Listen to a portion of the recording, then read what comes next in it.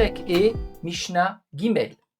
Le Perek E, avec ses 12 Mishnayot, traite essentiellement d'un récapitulatif de règles qui concernent la Touma. Comme nous avons pu le constater déjà à travers la Mishnah Aleph, la Mishnah Bet avec Rabbi Yoshua, maintenant Mishnah Gimel, etc., nous allons étudier à chaque fois des règles.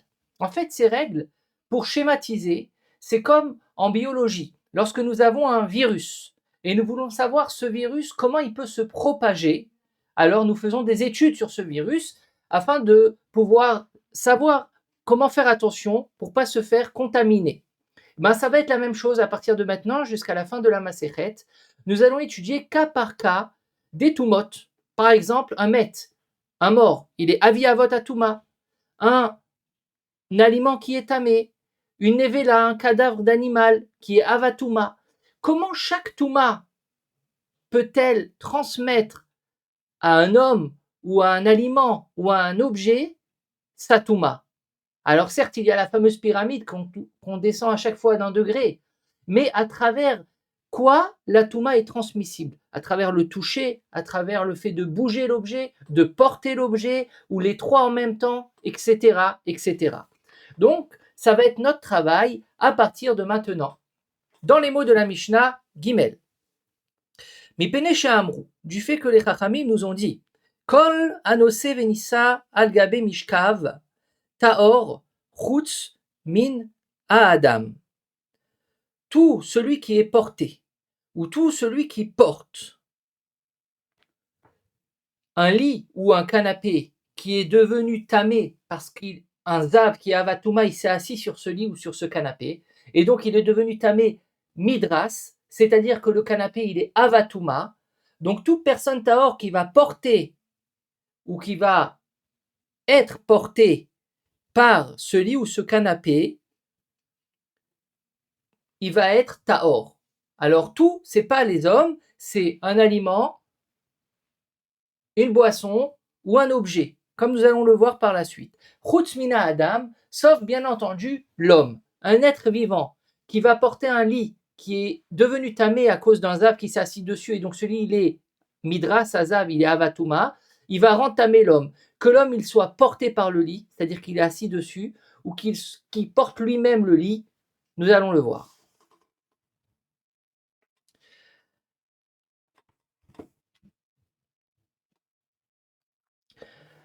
Disons que nous avons une chaise, ou un zav qui avatouma, il s'est assis sur cette chaise. Donc la chaise, elle est devenue tumat midras. La chaise, elle est avatouma également, au même statut que le zav. Le zav, il est parti de la chaise, il fait plus partie de l'histoire. Maintenant, nous avons une chaise qui est avatouma. Vient un homme qui va s'asseoir sur cette chaise, un homme tahor, automatiquement, cet homme tahor, il va se rendre tamé de la chaise qui est avatouma, et il va devenir Rishon la Touma. Et effectivement, dans le cas inverse, c'est-à-dire qu'un homme qui est tahor, il vient et il porte la chaise. Pas il est sur la chaise, il n'est pas assis sur la chaise, mais il porte la chaise sur ses épaules ou sur sa tête. Il va être également tamé, Rishon la Touma, du fait qu'il porte une chaise qui est avatouma. Cela, ça fonctionne seulement pour un homme qui est vivant.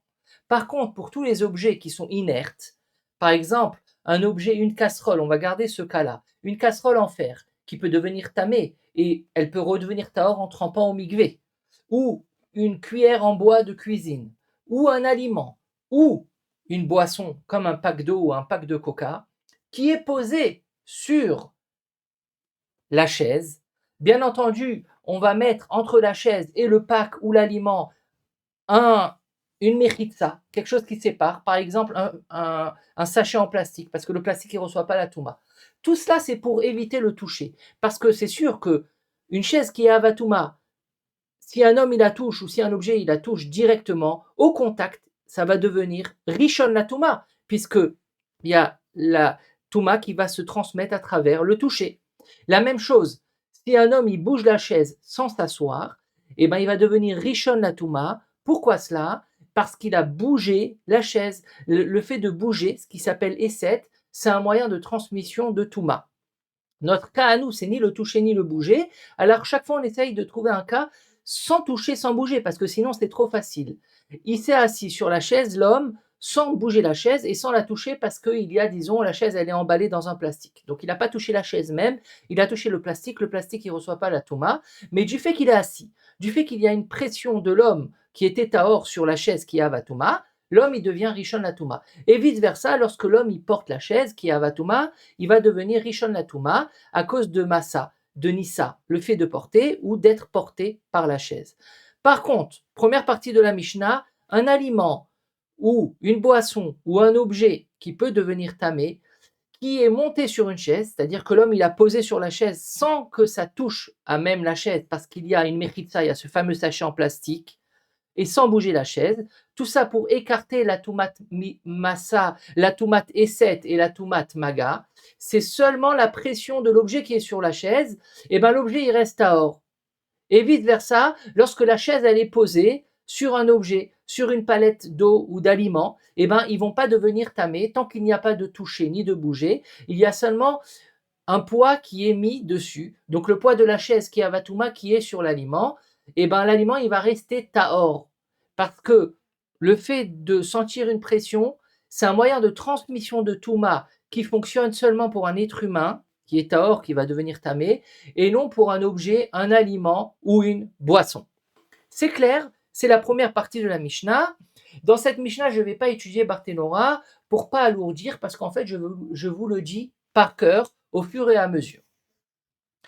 Deuxième cas de la Mishnah.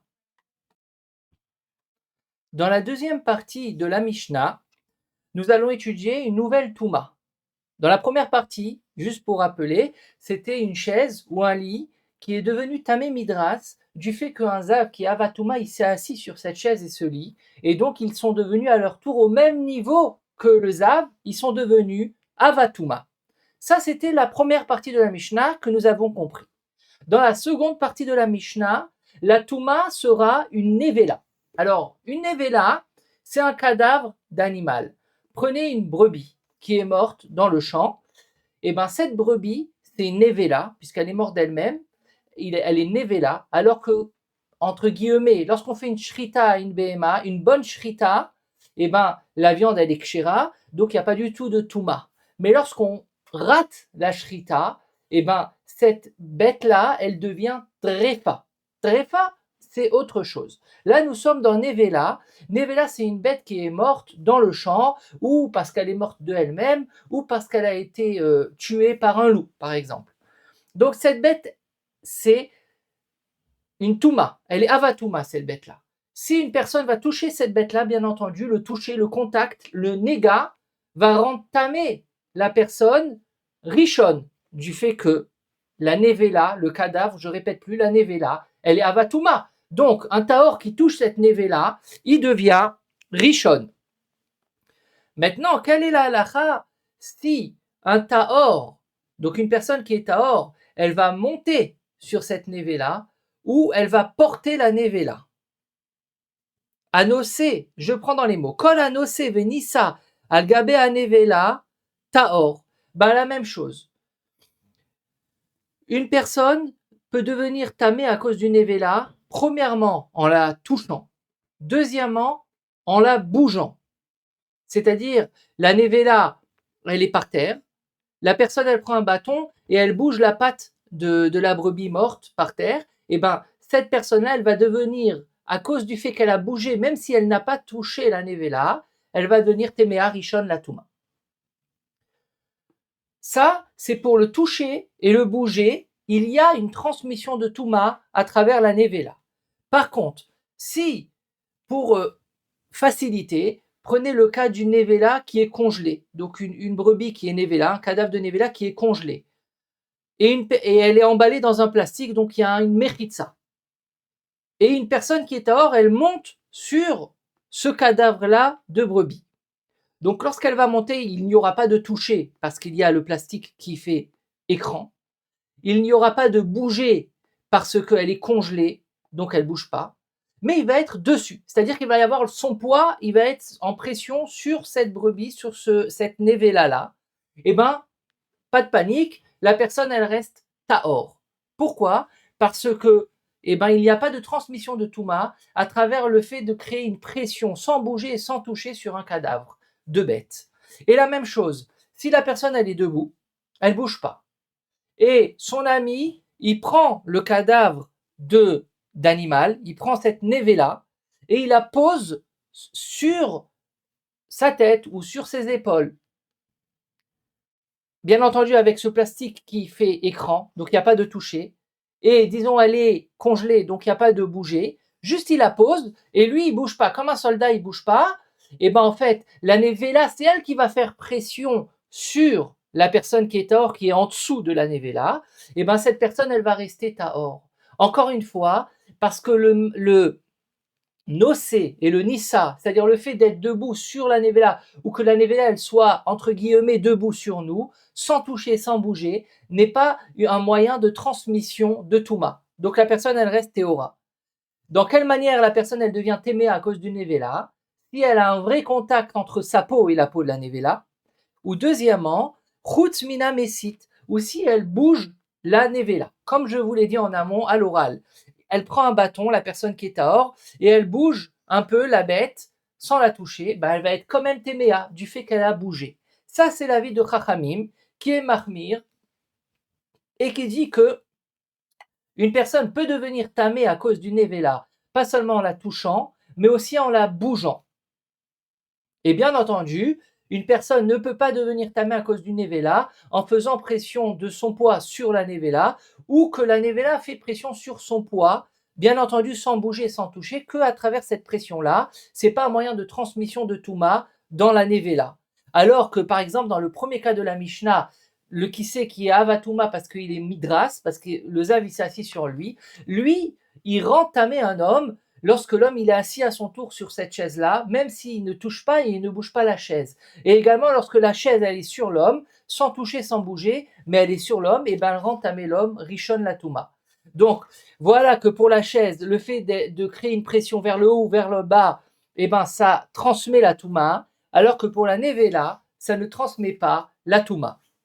Maintenant, nous allons voir que sur l'avis de Chachamim, il nous a dit que si on prend un bâton et on bouge la nevela, et ben celui qui fait cela, il devient tamé à cause de Touma Tesek parce qu'il a bougé un Avatouma, il a bougé une nevela.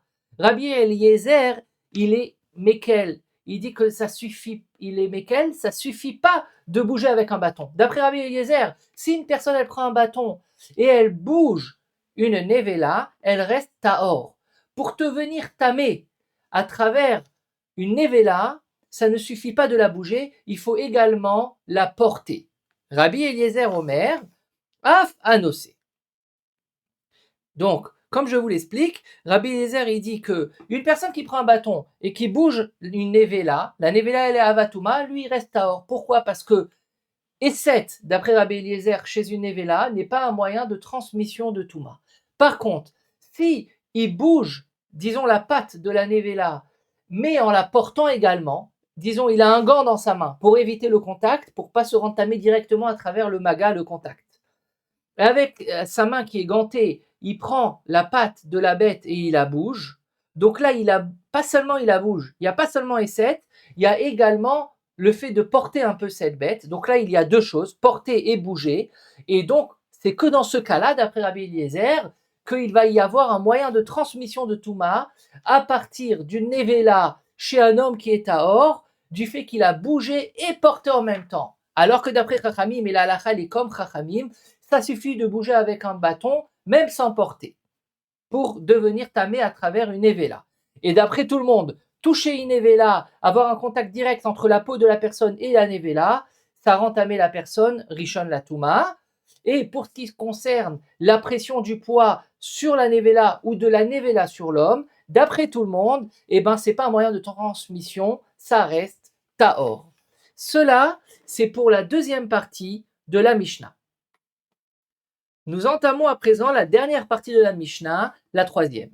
Dans cette partie-là, la Touma ne sera pas une chaise qu'un Zav s'est assis dessus, qui est Avatouma comme le premier cas, ne sera pas une Nevela comme le deuxième cas, mais nous allons parler d'un Met, c'est-à-dire d'une personne qui est morte, donc un homme ou une femme qui est mort, le cadavre il est Avi Avot Atouma, c'est la Touma la plus haute qui peut exister. Il est Avi Avot Atouma. Donc bien entendu, Si une personne qui est tahor va avoir un contact direct avec le met, il va toucher le met, et ben le fait de toucher le met, c'est une transmission de Touma. Et donc le met, il est avi avot à Touma. Dans la pyramide, celui qui a touché le met, il va être av à Touma. Ça, c'est d'après tout le monde, c'est tout à fait normal, c'est la base. Il y a également une deuxième Touma qui est spécifique au met, c'est si un met, il est dans une pièce. Dans une pièce, et une personne qui est tahor, il rentre dans la pièce, et ben, il va devenir automatiquement tamé avatouma à cause de tumat oel, du fait qu'il est dans une même pièce avec un avi avot atouma, avec un met. C'est ce qui s'appelle tumat oel basique. Par la suite, nous allons voir un détail de cette tumat oel. Prenons dans les mots de la Mishnah. Kol anose venissa al-gabe amet tahor. Encore une fois, nous allons utiliser cette manière-là qui ne va pas fonctionner chez un maître, c'est de créer une pression en étant sur le maître, c'est-à-dire que la personne qui est tahor, elle est montée sur le maître, ou que le maître, il est sur la personne qui est tahor. Alors, une personne qui est tahor, disons un infirmier dans un hôpital, et on lui met, il a un sac à dos comme ça, il bouge pas l'infirmier, et sur son sac à dos, on lui met un mètre, donc pas un homme en entier, ça suffit, kazaït minamet, c'est un chiour de mètre, d'une personne qui est morte, disons, un kazaït de son corps, il est sur l'infirmier qui est tahor. Là, maintenant, l'infirmier, lui, il bouge pas, donc il n'y a pas esset, parce que chez un mort, si on bouge le mort, même sans le toucher, eh ben, la personne qui fait cela, elle devient avatouma parce qu'elle a bougé, c'est une manière de transmettre la touma. Si elle touche, également, elle est tméa, parce que c'est une autre manière de transmettre la touma qui s'appelle maga pour le toucher et esset pour le bouger, vous le savez. Dans notre cas à nous, cet infirmier, il bouge pas. On lui met sur son dos, dans son sac à dos, un kazaït de mètre, un kazaït de mort qui doit amener dans un autre département de l'hôpital. Mais lui, il bouge pas. Et d'un coup, il sent qu'on lui a mis, donc parce qu'il y a la pression du kazaït sur lui, mais il n'a pas de toucher, pas de bouger, il sent qu'on lui a mis. Et il dit non, mais moi, je ne peux pas être tamé aujourd'hui, je suis obligé d'être tahor aujourd'hui. Par exemple, je suis invité chez des kohanim, donc je n'ai pas intérêt à être tamé, parce que sinon, je ne pourrais pas rentrer chez eux. Alors, qu'est-ce que je vous demande? Il demande à son collègue de lui enlever le kazaït qu'on lui a mis dans le sac à dos. Et c'est ce qu'il fait son collègue. Alors bien entendu, son collègue, il est tamé parce que lui, il a bougé le kazaït du mort. Donc lui, il est tamé avatouma à cause de Esset, à cause de l'avoir bougé. Mais l'infirmier que lui n'a pas bougé, qu'on lui a mis sur son dos, c'est-à-dire qu'il a eu une pression et il n'a pas bougé, quand on lui a enlevé, eh ben il reste tahor, il n'est pas devenu tamé. Pourquoi cela? Ben tout simplement parce que avoir une pression d'un mètre sur soi ou émettre une pression sur un mètre n'est pas une manière de transmission de Touma lorsque la Touma, elle est le mètre. Voilà la halakha de la dernière partie de la Mishnah. Encore une fois dans les mots, Kol anose venissa al gabe amet taor.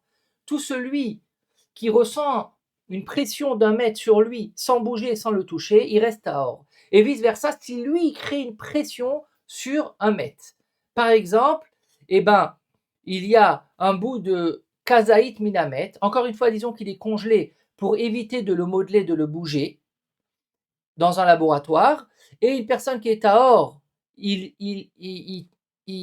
va faire pression sur ce kazaït de mètre, sans le toucher, bien entendu, sinon il va tout de suite devenir tamé à cause du toucher. Par exemple, il est emballé, il est dans un sachet, donc il n'y a pas de toucher, il n'y a pas de bouger parce que c'est congelé, ça ne bouge pas. Il y a juste une pression qui est exercée sur le mètre. Et ben, la personne qui fait cela, elle va rester tahor parce que c'est pas un moyen de transmettre la touma lorsque la touma c'est un mètre ou un kazaït minamet.